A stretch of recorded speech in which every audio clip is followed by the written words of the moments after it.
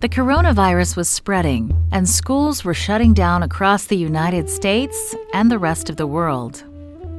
11-year-old Caitlin and her 9-year-old sister Callie ended up back at home on the Navajo reservation right in the middle of the school year.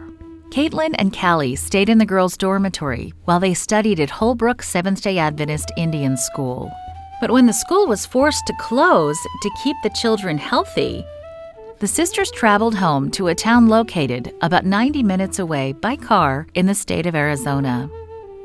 Being at home didn't mean being on vacation. The girls still had classes to attend and homework to do.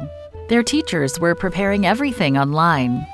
The only problem was that Caitlin and Callie didn't have internet access at home. They also didn't have indoor plumbing, and electricity came through an extension cord from a relative's house next door. Not even their neighbors had internet.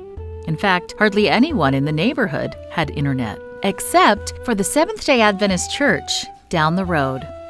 When the church's pastor learned about the situation, he invited the girls to use the church's Wi-Fi for their studies. Caitlin and Callie found themselves skipping along the dirt road day after day to do their schoolwork at the church. As they walked, they smiled as they remembered good times at Holbrook School. They sang happy songs about Jesus that they learned at the school. One house they passed was known as the local drug house. The house's paint was peeling and one of the windows was broken. People seemed to go in and out of the house at all hours. Church members had visited and prayed in the home, and the neighbors' little children had come to church for Vacation Bible School, but none of the grown-ups seemed interested in God. Then one of those grown-ups noticed the cheerful sisters. When Caitlin and Callie's mom walked by the house one day, the neighbor ran out.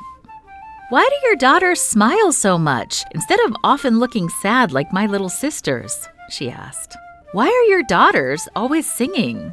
The questions surprised their mom, but she was pleased that the neighbor had noticed Caitlin and Callie, and she invited the woman to find out why they smiled and sang. "We're going to have a family worship this evening under the cottonwoods down by the stream bed," their mom said.